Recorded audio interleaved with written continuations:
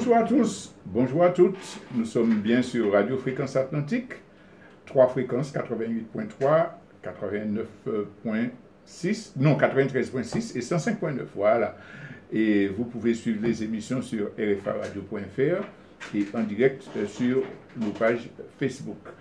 Comme tous les dimanches, nous aurons la partie information internationale et nationale, et ensuite une partie interactive à laquelle vous pouvez participer en téléphonant au 03 14 03. Alors, nous allons commencer tout de suite en précisant que nous n'allons pas faire comme traditionnellement 2 points d'actualité au début, mais simplement une partie déconstruction dans laquelle nous allons intégrer des éléments d'actualité. Mais avant toute chose, je voulais vous inviter tous et toutes à aller consulter la page Facebook de Jikambout ou bien YouTube sur lesquelles vous pourrez avoir une vidéo concernant la situation actuelle et toute la question de la pandémie, des mobilisations. Donc nous développons la position du CNCP sur cette situation. Et puis, deuxièmement, je voulais vous avertir aussi que après la partie informative directe, nous allons recevoir le collectif des ouvriers agricoles empoisonnés par les pesticides, qui a tenu une conférence de presse pour faire le point sur la lutte qu'il mène, sur les avancées, sur les revendications, et notamment pour présenter une pétition de soutien que toute la population est appelée à signer. Pas seulement la population martiniquaise, mais aussi les amis de l'étranger, les personnes humanistes qui soutiennent ce combat-là. Vous pouvez également trouver le texte de la pétition sur la page Facebook de Jikambout, mais également sur le site change.org, qui soutient cette pétition. Donc voilà pour le programme d'aujourd'hui. Et nous allons commencer cette partie des constructions en insistant sur le fait que nous sommes en Martinique dans une situation très tendue, à la croisée des chemins, parce qu'il y a des mobilisations sociales très fortes contre l'obligation vaccinale et le pass sanitaire. Beaucoup de gens se concentrent sur cette lutte qui est absolument importante, urgente, puisqu'elle met en péril l'emploi du personnel de la santé, parce qu'elle met en question le droit à la santé de notre population et les mesures dictatoriales sur le plan sanitaire qui se cachent derrière la soi-disant lutte contre la pandémie. Donc, toutes les attentions sont concentrées sur cela. Mais dans cette partie des constructions, ce sur quoi nous voudrions insister, c'est qu'il nous faut avoir une vision globale de toutes les problématiques, de tous les défis auxquels nous sommes confrontés, pour que cette lutte que nous menons puisse aboutir. Parce que si nous ne la recadrons pas dans le plan général qui est développé par les gouvernements, les puissances occidentales, le risque d'épuisement va nous toucher et nous n'obtiendrons pas nos objectifs. Je pense par exemple au combat mené par les Gilets jaunes en France. Leur lutte était légitime, les revendications étaient claires, précises, les mobilisations étaient puissantes. Qu'est-ce qu'il a fait le gouvernement français? D'une part, la répression, éborgner, frapper, mutiler, mais c'est surtout qu'il a joué sur le pourrissement.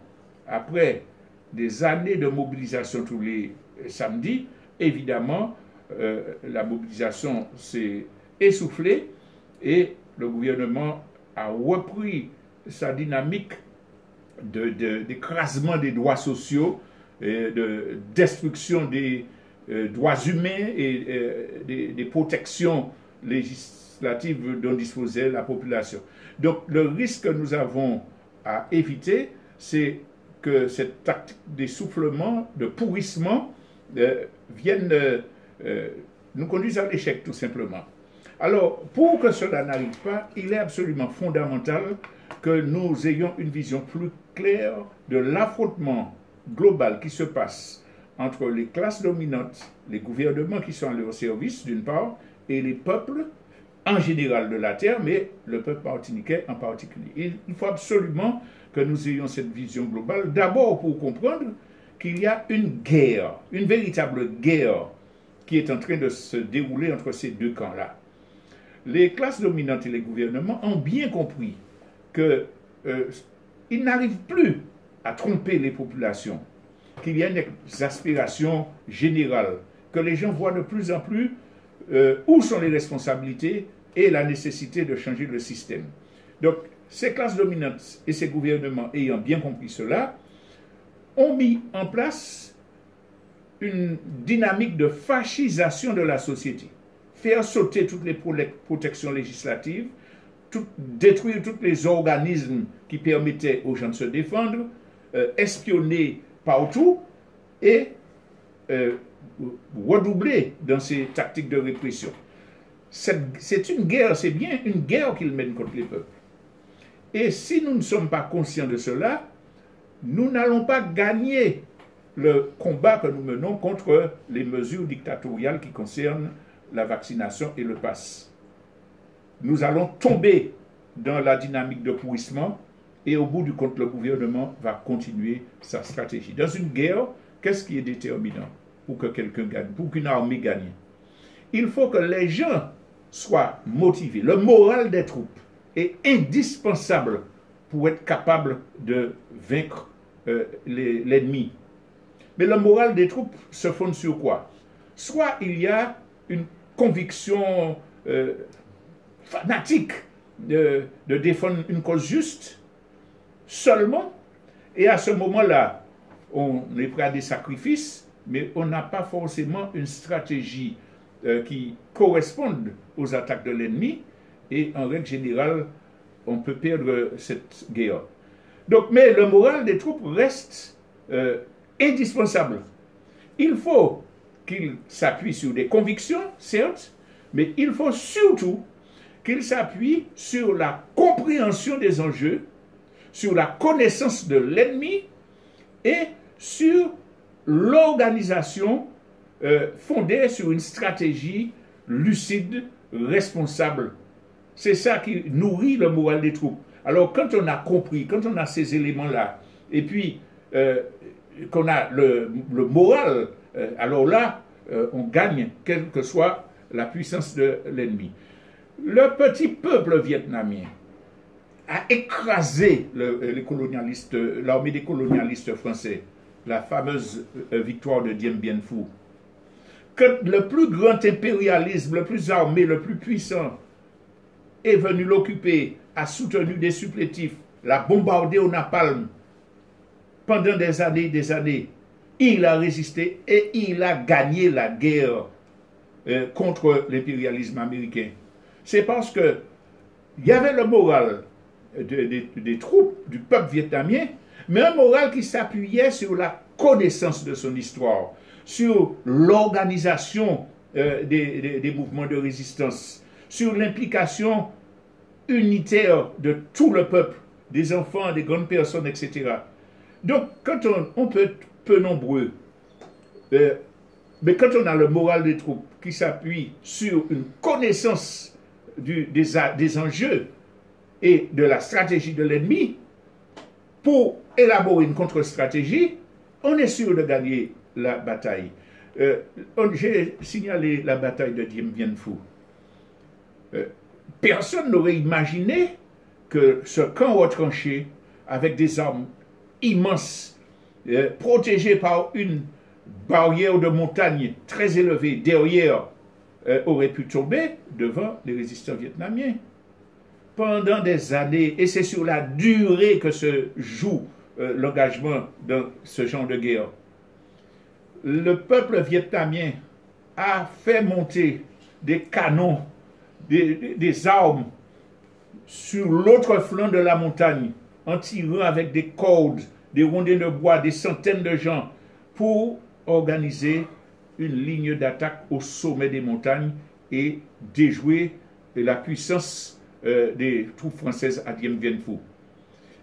J'insiste sur cela pour dire que nous pouvons gagner le combat qui nous oppose au pouvoir colonial français, à sa dynamique de fascisation, à condition que nous connaissions les enjeux, que nous les voyions de façon globale et que nous élaborions une stratégie valable. Alors, quand on parle des enjeux de cette guerre frontale qui nous oppose non seulement au pouvoir colonial français, mais aux multinationales en général et aux impérialismes, il faut qu'on comprenne sur quel terrain nous avons à nous organiser pour nous battre.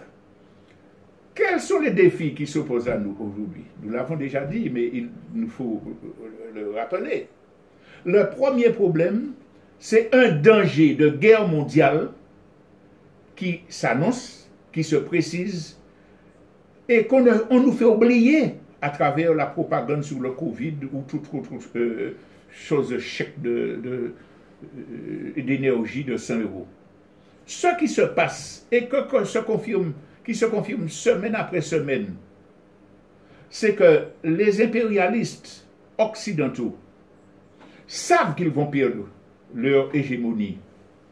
Ils savent qu'ils sont chassés des pays africains qui commencent à passer des accords avec la Russie, la Chine. Ils savent également que la Chine, à l'heure actuelle, rien ne pourra empêcher qu'elle ne devienne la première puissance économique et commerciale. Ça veut dire que tous les marchés états-uniens, européens, sont en train d'être conquis. Et donc cela va entraîner une crise profonde de ces systèmes économiques impérialistes occidentaux. Joint à cela, les contradictions liées à cette mutation économique qui accélère. Je prends le cas de la fermeture d'usines en France. Je prends le cas de supermarchés qui ont des rayons de plus en plus vides, parce qu'il y a un problème de fabrication de composants en Chine qui n'arrive plus. La Chine garde ses composants. Et les composants, c'est dans tous les appareils, dans toutes les technologies. Et puis, il y a le problème des conteneurs. Puisqu'ils sont trop peu nombreux, il y a eu des accidents de porte-conteneurs, il y a eu qui font que un conteneur est loué à des sommes astronomiques. Beaucoup ne peuvent pas le faire. Et ce qui fait qu'il y a moins de marchandises, moins de possibilités que les éléments nécessaires à la production et à la vie économique tout simplement se réalisent correctement.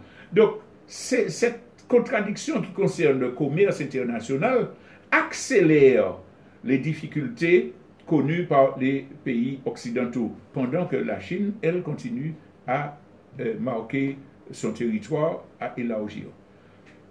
Chaque fois que j'en parle, je précise à l'intention des gens mal intentionnés que nous n'avons pas à nous réjouir que la Chine prenne la place des puissances occidentales. Tout ce qui est dépendance est mortifère. Que ce soit dépendance de l'impérialisme occidental ou de la Chine, cela c'est un danger pour l'humanité, c'est quelque chose d'inacceptable. Ça ne peut pas être un chemin pour la vie et l'organisation de la vie des gens. Donc, cette crise qui accélère les difficultés de l'impérialisme français accélère aussi, par voie de conséquence, le krach boursier que tout le monde savait imminent, avec la débâcle des systèmes bancaires, avec l'impossibilité de financer le développement. Bref, le krach 1000 fois plus criminel que ce qui s'est fait en 1929, qui s'annonce à l'horizon. C'est ça la réalité. Voilà le premier défi qui est pour nous. Donc, la guerre que nous menons, oui, on parle de mesures sanitaires, mais comme cela va arriver, c'est ce défi-là que nous aurons à surmonter, cette situation de guerre, ben, il faut qu'on se prémunisse, qu'on fasse la prévention. Cette semaine, n'avez-vous pas entendu la déclaration de Joe Biden disant que si la Chine attaque Taïwan, il va répondre militairement? Vous vous imaginez que c'est la morse qui est là. Alors, il y a un ministre du département d'État aux affaires étrangères qui dit non, on va chercher des solutions, mais Joe Biden a donné le là. Cette semaine, la France a lancé un satellite militaire le plus performant de l'histoire dans l'espace, satellite qui est capable de résister aux conséquences de l'explosion d'une bombe nucléaire. Ça veut dire que les plus grandes technologies pour justement permettre de se positionner dans le cadre de l'arrivée de la guerre. Entre parenthèses, vous imaginez le coût de ce satellite militaire-là et le nombre de lits d'hôpitaux, de réanimation qui auraient pu être faits avec cela, avec ces sommes.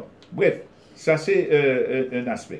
Et puis, pour ceux qui suivent l'actualité, toutes les infrastructures politiques internationales, tous les accords internationaux, tous les pactes qui unissaient les différents pays, notamment pays capitalistes, sont en train de se déliter. L'Union européenne continue son explosion, son implosion après le Brexit, puisque pour l'Hongrie, bref, vous suivez un peu les contradictions qui font que cela est de plus en plus difficile. Aujourd'hui, certains pays européens, dont la France, disent, bon, il faut qu'on fasse autre chose que l'OTAN, parce que les États-Unis ont fait comprendre à la France, bon, l'océan Indien, là, tu ne comptes pas. Donc, il y a une décomposition des structures qui étaient déjà préparées pour l'affrontement, et évidemment, ça sous-entend que l'incertitude peut déboucher, accélérer davantage la question de la guerre. C'est le premier défi dont nous devons prendre conscience. Ça veut dire qu'à un moment, si l'année prochaine la Dieu pété, et puis nous avons 80% de notre alimentation qui arrive de l'Europe, est-ce que c'est ce jour-là qu'on va commencer à planter? Ou bien est-ce qu'il nous faut changer de stratégie économique pour dire non à la monoculture d'exportation, non au tourisme générateur de devises, dans un pays comme le nôtre, avec les problèmes de circulation qu'a révélé la pandémie de Covid-19, comment on développe une économie endogène. Donc ça, c'est le premier défi.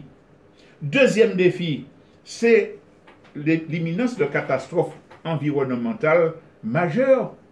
On l'a assez dit, il y a des manifestations partout, il y a des rapports des scientifiques partout qui disent nous aurons de plus en plus d'inondations et de sécheresses alternatives, nous aurons des tempêtes et des cyclones de plus en plus violents, le climat est totalement déréglé. Et cela va provoquer une crise alimentaire, puisque qui dit inondation et sécheresse dit disparition de la base de l'alimentation mondiale. Dans un contexte où les multinationales, celles qui frôlent avec les multinationales pharmaceutiques, il y a des transferts de capitaux entre les uns et les autres, dans un contexte où les multinationales captent des semences non renouvelables qu'ils vendront au prix fort pour ceux qui peuvent payer. Donc, ce défi environnemental qui nous concerne directement, puisque nous sommes une île dont les côtes sont érodées, qu'il y a une augmentation du niveau de la mer, parce que nous sommes concernés par les cyclones, par les séismes. Donc, dans ce deuxième défi nous dit, si la catastrophe arrive la semaine prochaine ou l'année prochaine, Est-ce que c'est les tests ou les vaccins qu'ils veulent nous injecter qui vont sauver le peuple martiniquais? Si on n'a pas une réponse globale à tous ces défis-là, ben c'est de l'eau nous cachailler en panier.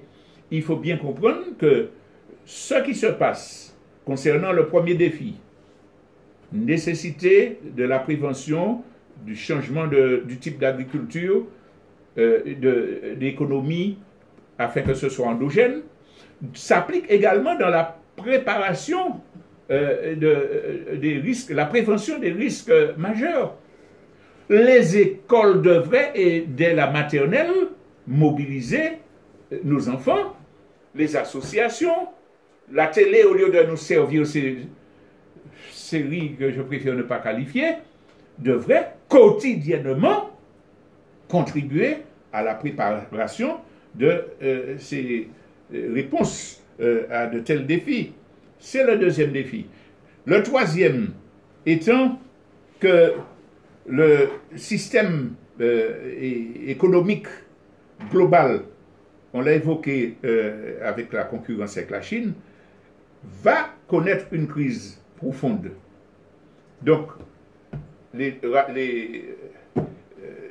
transferts de marchandises, le coût des marchandises, tout cela aura un impact dans un pays où le pouvoir colonial tue toute la production endogène, tue volontairement toute la production endogène. Donc, ce troisième défi-là nous amène à la même conclusion. Il nous faut nous préparer. Alors, peut-être que, comme on dit, à quelque chose malheur est bon, la crise que nous connaissons avec la pandémie et la volonté d'écraser le peuple martiniquais que développe le pouvoir colonial et les institutions de santé, les administrations qui se chargent de la santé, c'est une aubaine pour nous, c'est une opportunité pour dire, eh bien, c'est l'occasion de faire un essai réel, à grandeur, à échelle générale, de nos capacités à réagir face aux catastrophes, face à tout ce qui se passe, à surmonter nos difficultés, nos divisions pour pouvoir être en mesure.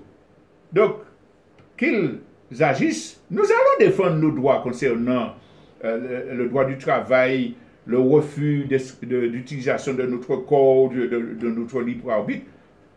Il faut intensifier la lutte sur ce plan-là. Et il nous faut la gagner. Mais en même temps, il faut profiter du moment pour pouvoir nous organiser, pour être en mesure d'affronter tous les défis dont nous avons parlé précédemment. Alors, évidemment, organiser la prévention, la résistance sur le terrain, comme pour le peuple vietnamien, cela nous sera possible. Mais il y a une condition fondamentale à cela. D'abord que nous ayons confiance en nous-mêmes. Nous avons déjà commencé à comprendre que maman la France, c'est pas ça qui va nous alimentation. Nous voyons que nous perdons tous les droits sociaux qui servaient de chantage, sécurité sociale, retraite, tout ça. Droit du travail, ils sont en train de saccager tout cela, services publics, d'école.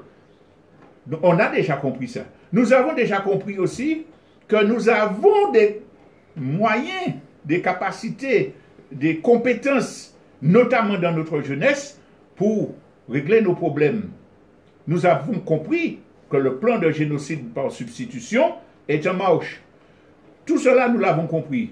Mais il y a malgré tout quelque chose qui nous freine. Nous n'avons pas confiance en nous-mêmes. On nous a inculqué un réflexe d'auto-dénigrement systématique et de division.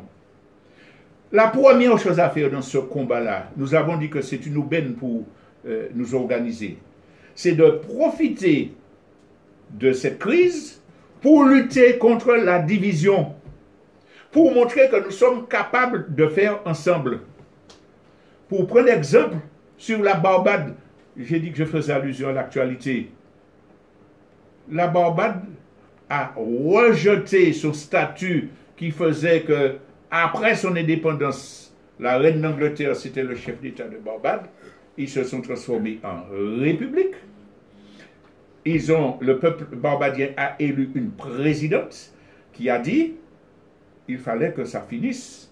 Nous sommes capables, nous, peuple barbadien, de nous gérer. Oui, nous aurons des relations, nous sommes pressés de continuer d'avoir des relations avec la Grande-Bretagne, mais c'est d'égal à égal. La Barbade est 3 fois plus petite que la Martinique. Notre population est plus nombreuse.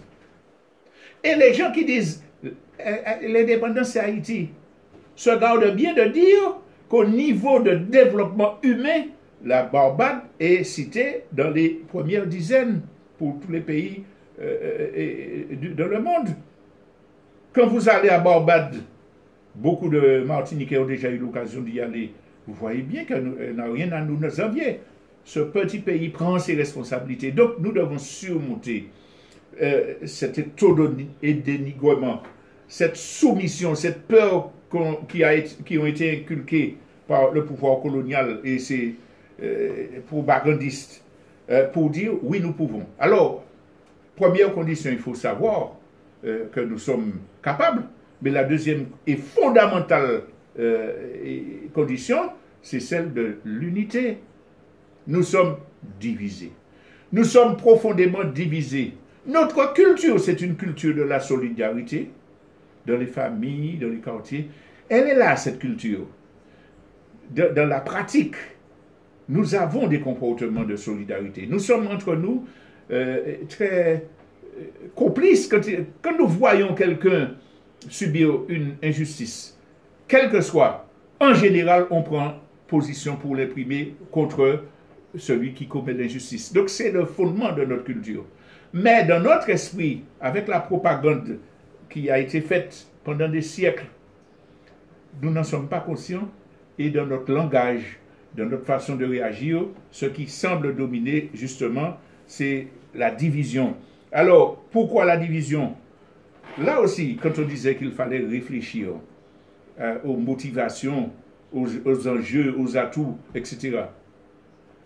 Que ce soit en Martinique, que dans quelques pays de la Terre, il y a une chose qui est évidente, c'est que la personne humaine a en elle des éléments qui poussent à la division.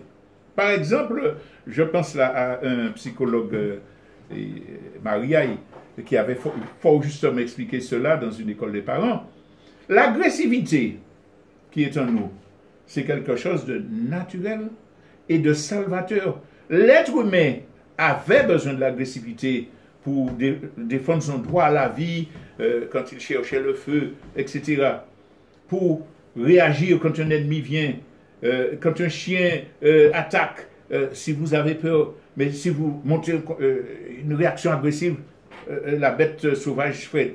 C'est quelque chose qui fait partie du fondement même de l'humanité. Sauf que l'agressivité avait été matée par les réseaux sociaux, ça peut prêter à confusion, les relations sociales qui ont été instituées au cours des millénaires.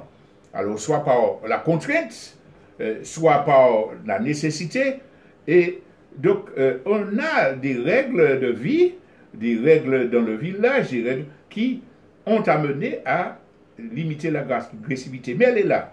Ce qui se passe, c'est que quand la structure de la société est stable, qu'elle soit injuste ou pas, mais quand il y a une certaine stabilité de la société, par exemple, qu'on accepte l'ordre venant de haut, il y a moins de débordement. Mais au fur et à mesure, nous voyons ça actuellement, quand la pyramide s'écroule, on apprend que dans l'Église catholique, il y a eu 300 000 viols. On apprend que beaucoup de ministres volent de l'argent et envoient dans les paradis fiscaux. On apprend que la structure qui nous imposait des ordres n'est pas crédible. Et puis que, parallèlement à ça, il n'y a pas de formation, d'éducation, dans les médias, c'est la lutte qui est développée, les essais de lutte qui sont développés, alors les gens perdent le repère. Ce n'est pas les enfants seulement qui perdent le repère, c'est les gens en général, la société qui perd ce repère. Et ce qui fait que, dans un contexte comme ça, la division se développe. Ça, c'est la première chose à comprendre quand on dit « Ah, nègre pas quarantaine ». Ce n'est pas nègre qui pas quarantaine. Les êtres humains ont des raisons objectives qui expliquent leur division. Mais la deuxième, c'est l'idéologie de classe. Parce que la classe dominante développe dans les films, à l'école, dans ses romans, dans ses chansons, des thèses qui font que l'opinion générale est nourrie de l'idéologie de la classe dominante. Ça veut dire que tout le monde est individualiste. Pourquoi? Parce que depuis les débuts de la Révolution française, et même, disons, depuis l'apparition de l'humanisme, qui est vanté comme le siècle des Lumières, etc., eh bien, le temps où la référence était Dieu, la religion, est fini, et on est passé dans le temps de ce qu'ils appellent l'anthropomorphisme, c'est l'homme, individu qui est au centre du monde. Et la bourgeoisie qui avait besoin de développer son idéologie, l'a transmise dans tous les circuits possibles où les idées circulent. Ce qui veut dire que même quand on est au bas de l'échelle, quand on est un ouvrier agricole, quand on est un petit parmi les petits, ce qu'on reçoit comme éducation, je mets l'éducation entre guillemets, c'est l'idéologie de classe. Et à l'heure actuelle, l'idéologie dominante dans la société, c'est l'idéologie de division menée, développée par la classe supérieure, par la bourgeoisie en général. Ça veut dire que c'est l'individualisme, c'est l'égoïsme, c'est l'élitisme. Je sais, parce que je dis, c'est bon, etc. C'est avec toutes les déformations, égaux, etc. La compétition, il faut savoir se vendre, etc. Donc, cette idéologie fait que dans la société, nous, Martiniquais, nous avons notre base culturelle commune qui nous unit, qui est positive, qui est solidaire, mais celui qui est plus ou moins aliéné par l'idéologie bourgeoise va la défendre contre celui qui est moins aliéné et qui voudra développer des circuits de solidarité, de partage, etc. Les divisions du peuple martiniquais s'expliquent par la pénétration